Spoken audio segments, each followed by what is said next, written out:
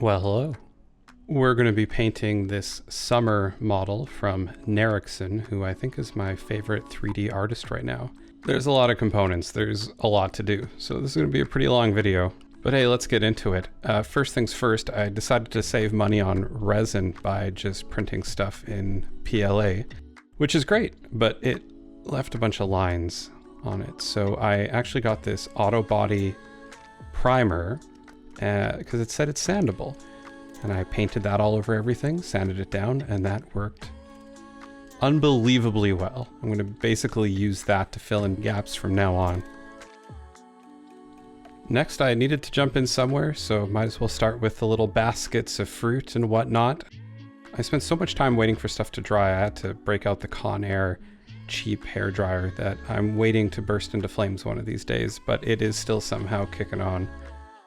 The baskets were a lot of fun. I just kind of painted them the same way that you would paint gold, you know, non-metallic metal, because it's supposed to be golden straw.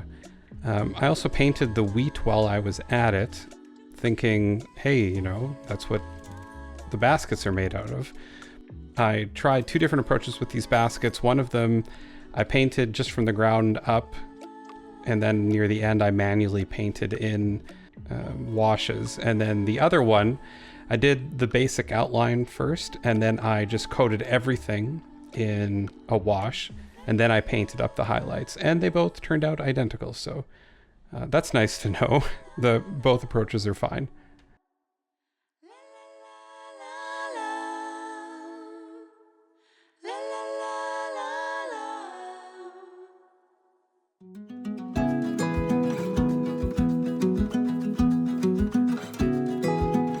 See, look at that wheat. Look how good that looks already. It would be a shame if someone came by later and screwed it up by forgetting the paints that he used earlier on in the painting process. That would be really frustrating for the viewer and the paint. I'm not going to make so many videos like this that are outrageously long. Like 45 minutes is pretty extreme. But I wanted to give the chance for people to see the process in a little more detail. If you want to skip ahead to parts, that's fine. It's Patreon, so my algorithm is dead. I'm invincible. I can do whatever I want. These apples were low-key my favorite part of this entire process, just because I looked at an actual apple. I just looked to the real world and used the skills that I had and applied them. Most of the time when I paint stuff, I kind of Google like, hey, how did this other guy do it? I don't want to do that anymore. I want to kind of just develop my own style, and pretty much everything that I painted for this, I kind of just figured out how I was going to paint it as I went along, which is scary, but I feel like the end result is a lot more interesting.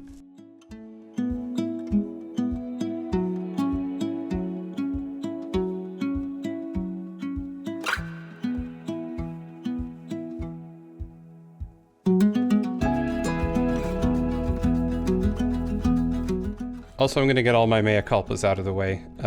The other thing that I thought was kind of a snafu that persisted even at the end that I didn't correct was the grapes here.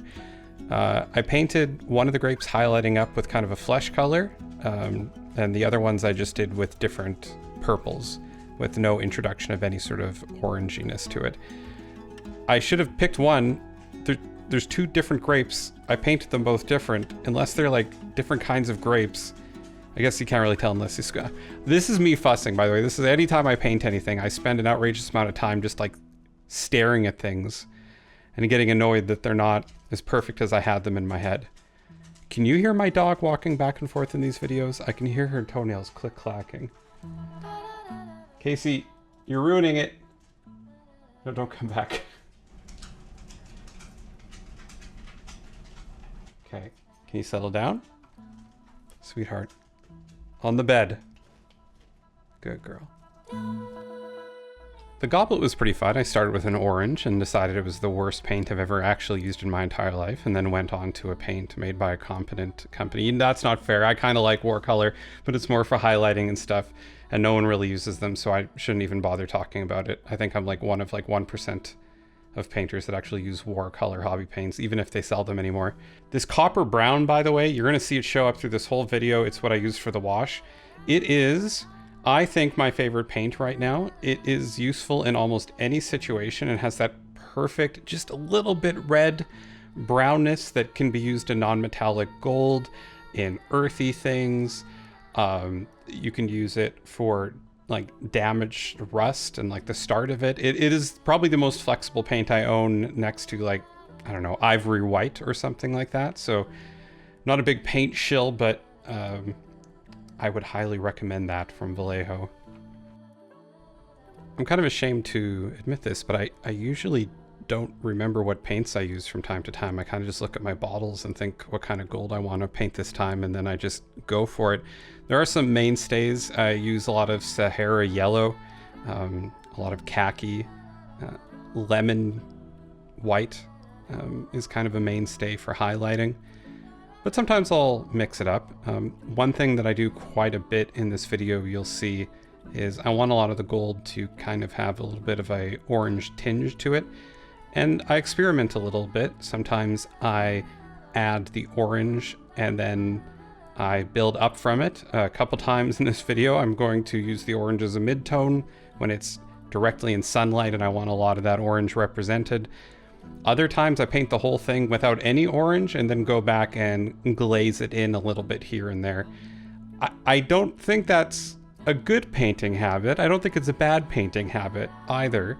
If I'm being honest, I feel like I'm a competent painter, but I am still learning, and I do a lot of things to discover stuff as I'm painting and mess around. And I don't actually have the time to, you know, experiment on my off time and film stuff on my main time or anything like that.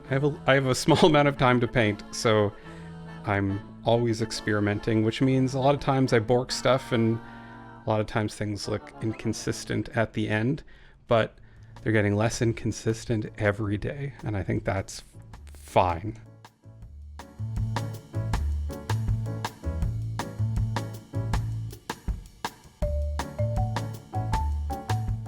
God, it feels good though to paint those little glints at the very end when you're done that reflection and you're just painting in those tiny little dots of sunlight. Oh, it's a dopamine or a serotonin. It's one of the good chemicals though.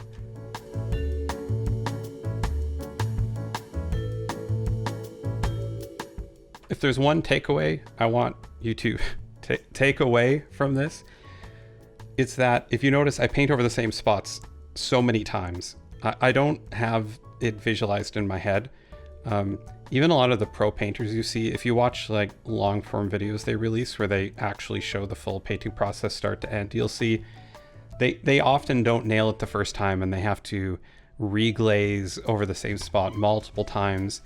As you learn to paint more and more, it'll be less and less and less, but just don't worry about it if you screw up and you have to go over the same area half a dozen times or more.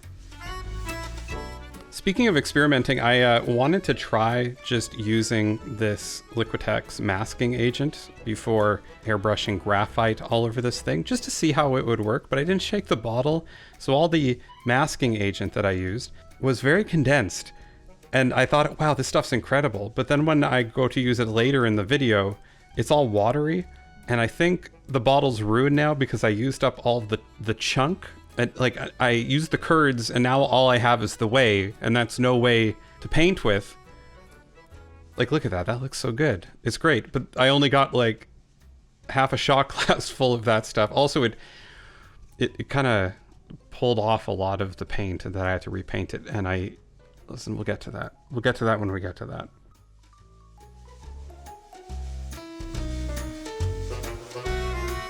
First though, we're going to do skin, and I love skin more than Buffalo Bill. Basically, I mix up some brown ink and a magenta just to get a really dark kind of skin tone color to paint into all of the recesses. I am going to just tell you up front, this is going to look so bad until it doesn't. And when I say, I mean like 90% of this process, you are going to think that I have a rivet in my head, but I swear to God, it will look good at the end. Basically, what I'm doing right now is I want the skin to kind of match the brightness of the flowers. So at her joints and her knees, in places where, you know, there's recesses, I'm painting in a lighter magenta with less of the brown. And then on the highlights, I'm painting in the actual flesh color. I am being blocky with it, I am sketching in where I think those reflections are going to kind of be in the skin, and I'm squinting at it, but I am not fussing over getting everything perfect, because later we're going to blend this stuff in. Here's me painting that stupid Liquitex mask that is like, it has the consistency of Coca-Cola. It is awful, and when I pull it off later, it just looks like I have to like pull it off in a million little pieces. This is the blending part. I'm taking the color between the highlight and the mid-tone, and I am spraying it over the borders. I am not super worried about getting it on the highlights. The idea is we're just kind of blending all this together, and it's quite translucent, so I'm going to have to take multiple passes over the model anyway. But in every pass I'm taking, I'm just focusing more and more into the recesses, so that there's that more natural gradient. And then here I'm adding a little bit of that lighter color, and I'm just hitting the high points where I know the sun is eventually going to be hitting the model. Finally, take the actual skin tone, go over it once again, and hit those high points, cover up some of that magenta that we just put down.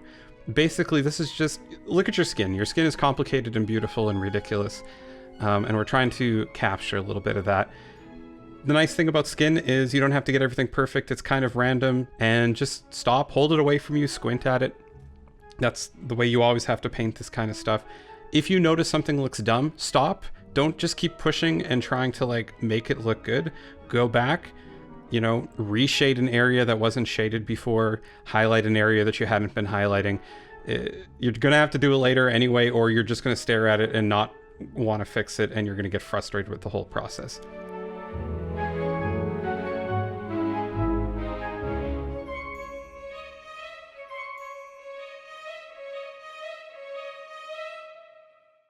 Finally, at the end here, I take some very, very diluted yellow, and I hit the model with an airbrush from the side, just where the sun is going to be shining on. It's not just enough to do white. It's going to look like, how like AI pictures are really highlighted up to white, and it kind of just looks like gross and unnatural. To avoid that, sun make yellow, yellow go on girl. So that's what we're doing. Final highlight, I use this Dorado skin. I'm very reserved with it. I'm going like for the knees, the wrist, places where the sun I'm kind of just arbitrarily deciding are going to be reflecting off of. And that's it. We're going to be touching up this skin a little bit, but this is 90% of the work, and I think it looks pretty good.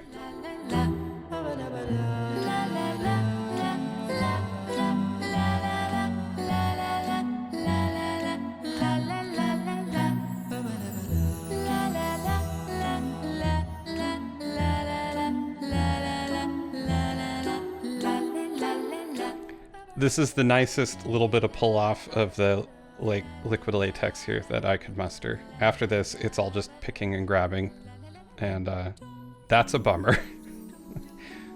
That bottle was pretty expensive.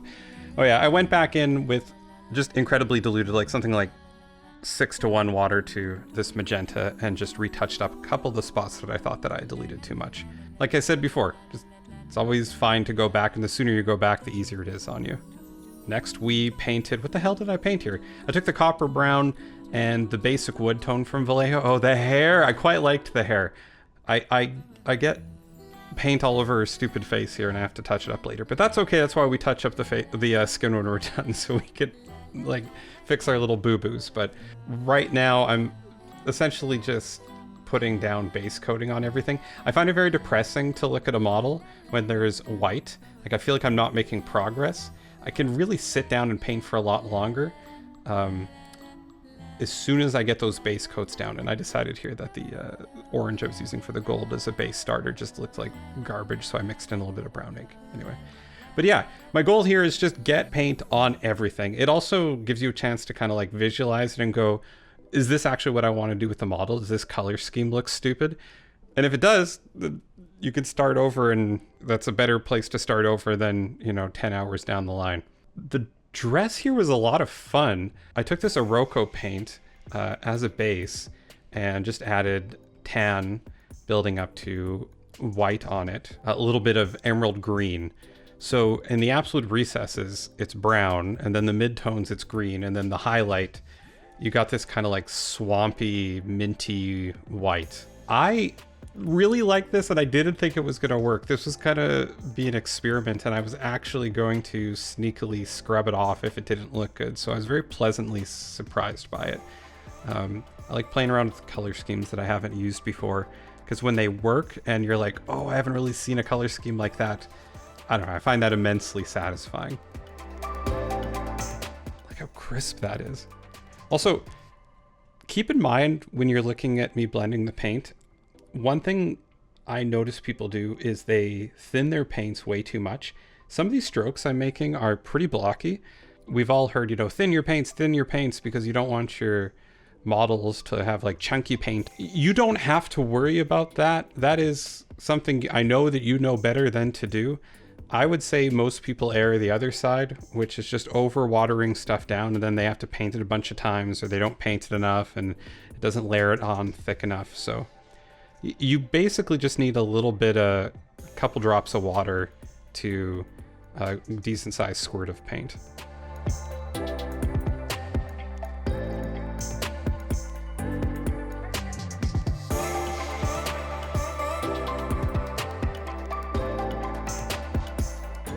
For the hair, pretty basic and actually pretty easy, because when you're painting brunette hair, the trick is you just leave most of it brown.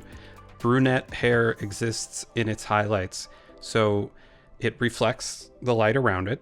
So we add a little bit of yellow to the brown and hit all those reflection points. But if you notice, that's like, is it even 50% of the hair here that I'm painting? Maybe about that. And from there, I just add in more of that yellow orange, reduce, and then I think I add a ivory into this here and reduce a little bit further, almost treating it kind of like non-metallic metal. But if you notice, yeah, like half of the hair here remains brown, but it still has that gloss. Like she's obviously eating pasta and eggs, you know? That's how you get hair like that, to my understanding. That's why my dog has such nice hair.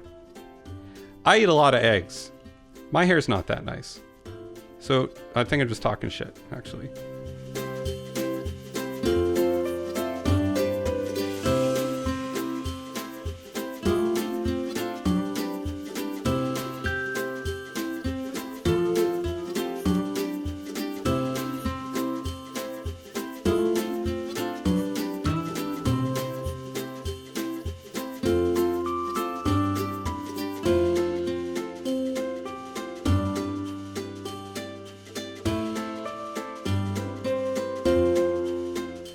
I don't know why, but when I'm painting like lips and little features like this on doll-sized object, not like a miniature Warhammer figurine, I feel like the old man from the Toy Story movie. The gold on her body here, I really was intimidated by, because if you notice, there's a lot of like nooks and crannies in it, and I didn't really want to get in that close and paint all of them individually. So I use more of an overbrushing technique where you don't super load up the brush, but I'm not really jamming it down into all the crevices. I'm not dry brushing it either. It's kind of something in between where I'm just trying to get, you know, the 50% highest points in any given area when I paint over, and then when I add a little bit more ivory, then it's a little bit less pressure on the brush, and I'm not really planning out what all gets hit by paint, kind of just letting the brush make the decisions. The only thing I'm deciding is the ratios. Like, this area here is going to be reflective, this area is going to be reflective, this area is going to be in shadow. I'm deciding where I'm applying that pressure, and but I'm not picking out every little bead. Maybe if I was entering a competition, I'd hunch over this thing for 10 hours. But I don't want to do that. It doesn't spark joy.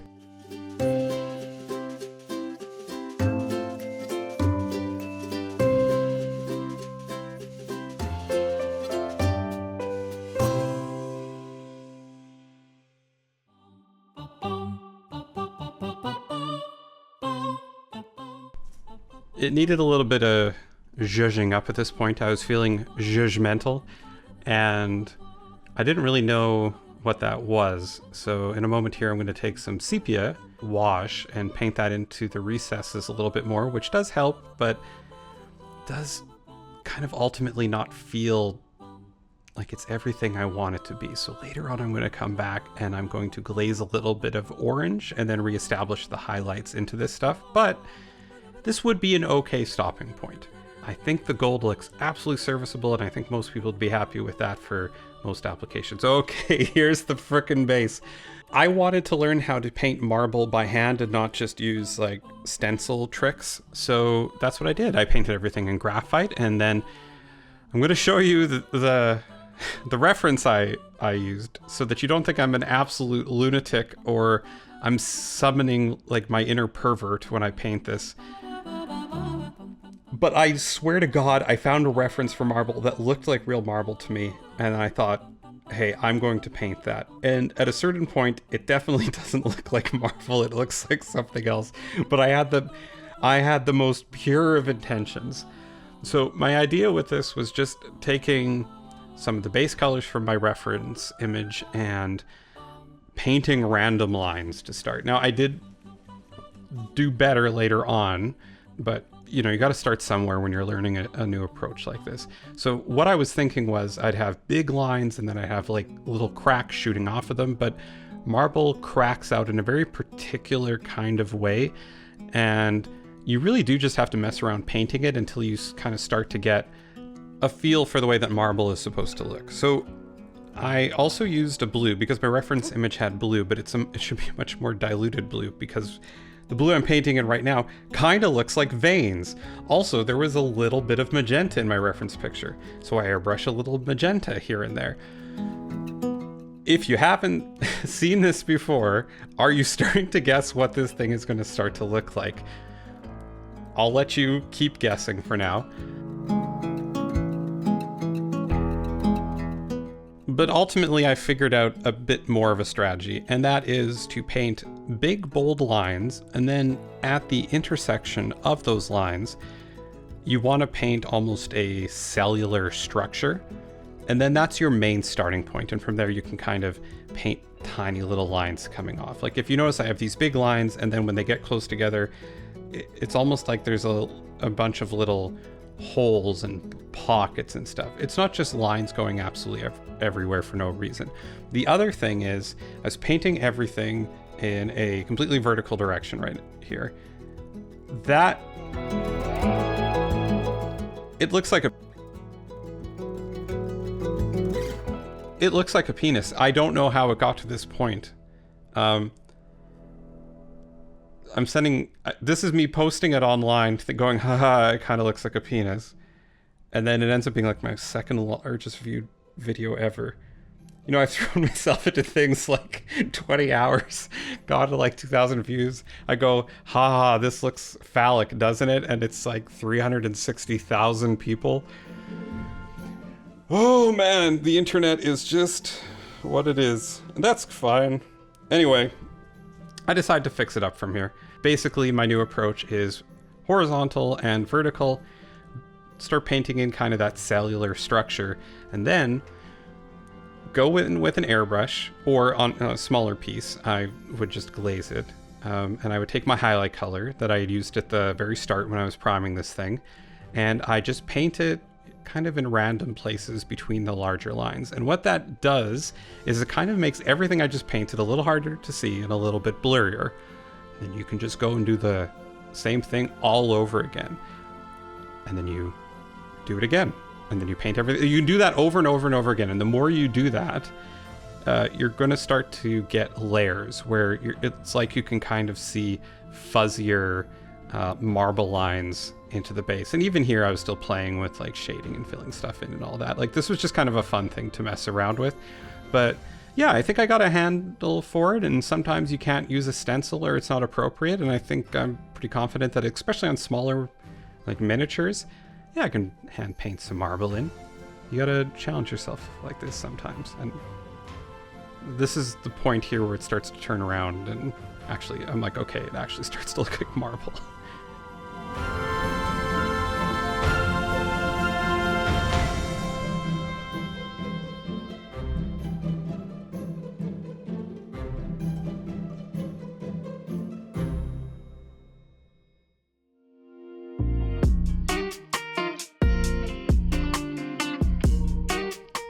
All right, so for the vegetation, I did this first because I eventually painted all these flowers and the vegetation would just be getting in the way.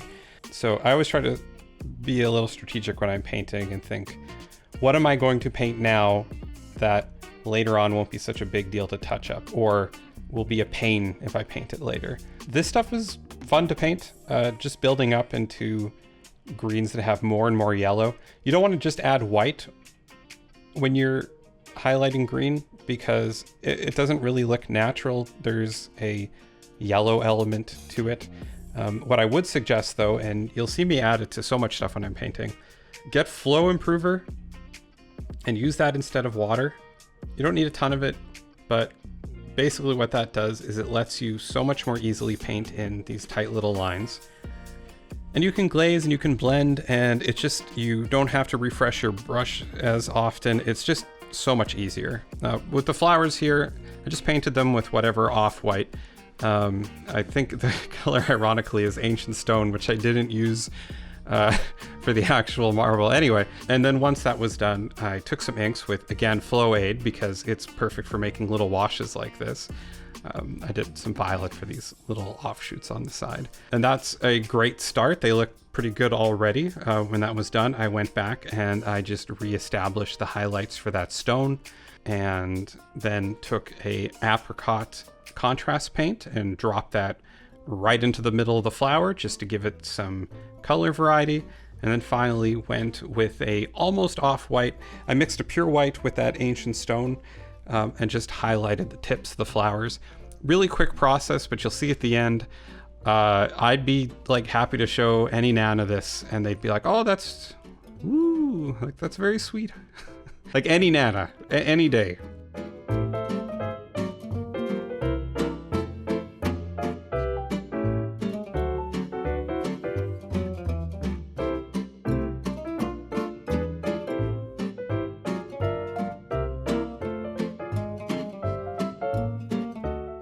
I said to use like yellow to highlight instead of just pure white, but it's okay just for like a couple spots here and there to make the whole thing pop. That's all right. That's an executive decision. We're just making that decision.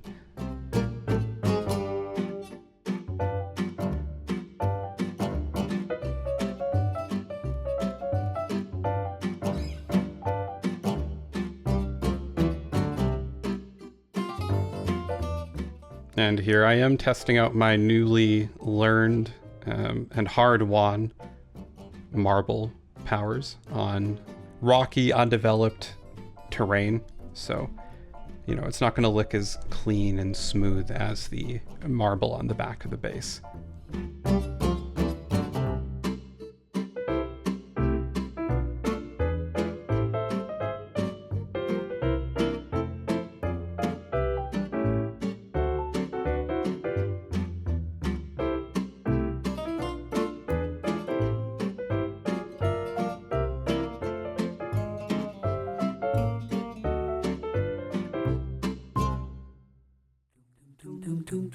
I changed my mind with this pillar. I wanted to do a different kind of stone just to mix it up. I thought it would be too samey. I took this Kabolite green paint, painted it all over, and I used a technique that I've actually made a video on my channel already, if you wanted this in a little bit more detail.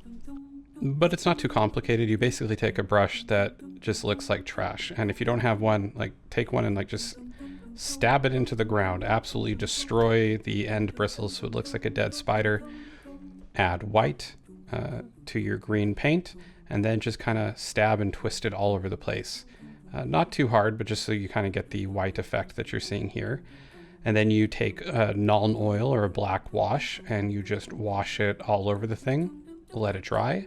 You add a bit more white and then you do it again. You add a bit more white and do it again, applying Nuln Oil between each application. And eventually you get kind of that cool jade marble effect that I reproduced because that's what the counter looked like at a TD bank, and I thought that looked really cool. The only trick to this is when you are highlighting, that's fine, like you can see what I'm doing right here, but as you're going and reapplying each layer of white, you're not highlighting the previous layers of random stabby white. You're doing it in all over random places. it's not really highlighting up. And that's why this is the easiest way to make marble in the whole world. Here I am making gold in a completely different way. If you notice, I started with that same original color from last time, but I hit it with an all over orange contrast paint. I guess the army painter equivalent there. And then I just kept adding a little bit more canary yellow and building up those highlights. I thought that this was an interesting gold. I think I liked the one that like here better. That approach where I go back after, like what I'm doing right here, and I'm just glazing in a little bit of orange over the border between the highlights and the low lights. Had a little bit more control there, and I found with the marble, God, what the hell, lectern? Pedestal? I found it might be a little bit too bright, so I ended up going back and having to touch it up quite a bit more than I needed to. Now, I will say, the sides of this thing that have the most gold on them actually face inwards towards the flowers and directly towards the woman, and you can't really see that stuff at all, so I didn't really need to spend as much time on them as I did. But that's my fault for not really noticing that.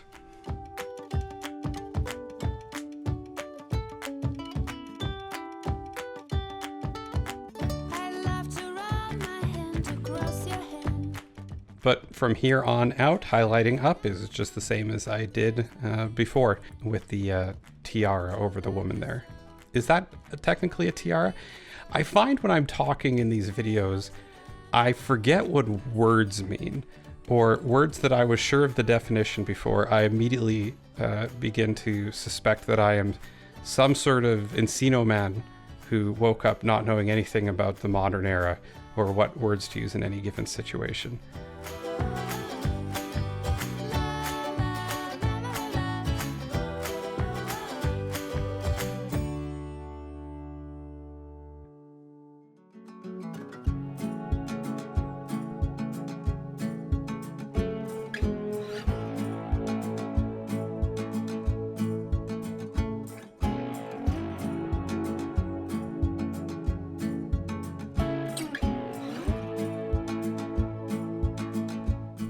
Now, the water was actually pretty fun to make. I took a deeper blue ink and then just a slightly lighter blue base acrylic blue paint, and I mixed them together and applied that to everything. And then once dried, I added a little bit of flow aid to just the ink and put that, and it went into all the recesses.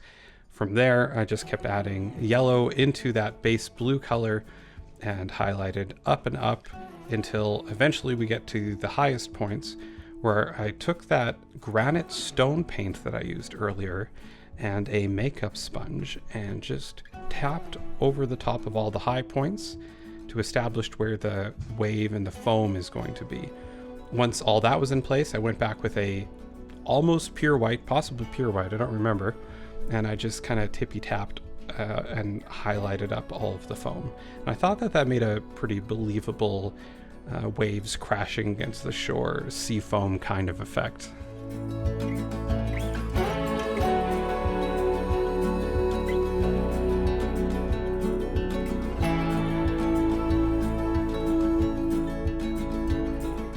All right, now here I am repainting wheat, forgetting what color I used originally. And at this point, I don't really realize that I'm using the wrong color. I'm just kind of aware subtly that something's off. So I covered it all with a sepia wash, thinking that would fix whatever was wrong with it. Well, I went back and highlighted between the waves and kind of touched them up, waiting for it to dry. I'm just going to leave the footage of me farting around with the wheat, trying to fix it. I couldn't really identify what had went wrong with it, so I just kind of poke at it until the end of this video. And I think at some point I'm probably just going to get so angry with the model, I'm going to go back and I'm going to touch it up one more time. But we're back to the skin. Like I said before, we try to minimize mistakes and, paint getting onto the skin once we're done airbrushing it, but it's not the end of the world if we do, because we're coming back at this stage. All I'm doing is taking those original paints from before, going back, touching up little spots that didn't land right, paint that we got into weird places. I'm also taking those highlights and I'm adding a little bit of yellow later on from here, but at least with that Dorado skin, and highlighting up some of the more reflective areas like the forehead, the nose, the bottom lip, the cheekbones, down to the chin there. Basically, I'm imagining where the sun is coming down and hitting her, and I'm focusing in on those parts. Also, this is a great opportunity to add some complexity. I took some very thinned down magenta and blue right there and used that to add some contrast to the lips, to paint in some shadowy recesses over top of the eyes, beside the nose. You can kind of look in a mirror, and unless you look like Harry Dubois, you probably are going to be able to intuit where, you know, oh, I got a little bit of blue here, I got a little bit of red here. I can kind of transpose that onto the character that I'm painting.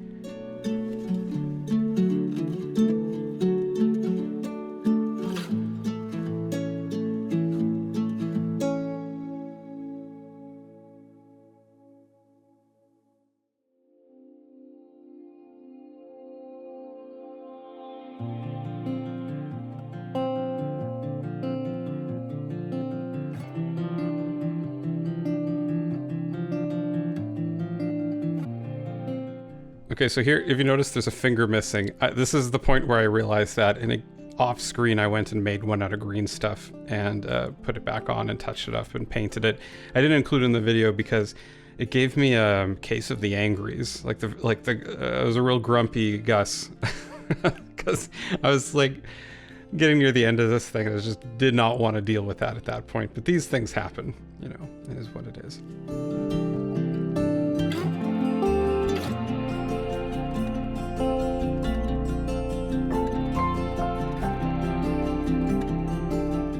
Here you can see me taking that copper brown from earlier on, heavily diluted, and I'm just tippy-tapping it into place to give these tiny little freckles all over because the skin was looking just a little too neat and a little too perfect. So I just kind of threw them all over the place where, you know, the sun would be hitting. Nice thing with freckles is you can't overdo it. Sometimes people just have a lot of freckles, and that's okay. And if I had gone overboard on the freckles, well, she just would have been a very freckly lady, and that's fine. For the eyes, I'd probably give more commentary at this point, but to be honest, the person who made the model actually modeled the recesses into the eyes, so you can just drop the paint in and the paint goes where it's supposed to go. So wasn't a lot to say there, but oh man, after all this time painting this thing, getting to actually glue it together here and see everything come together, oh, that's a rush. Super fun. Like, this is kind of the reason I paint this stupid wheat. Anyway, this lizard next to the stupid wheat, just painted with a basic yellow, and I had gotten this cool little fiery magenta color, and I've never been able to find a great place to use it. I am using it here. It does match the flowers and it kind of matches the tone of her skin a little bit, but if I'm being honest, I just used it because I bought this paint like 2 months ago and I haven't had a chance to use it yet, so there you go. But I think it's a cute little lizard, and it makes sense. They're probably near like a volcano nearby and it's just blending into its environment. Okay, I'm gonna have a drink here while I screw around with this wheat because I just don't have it in me.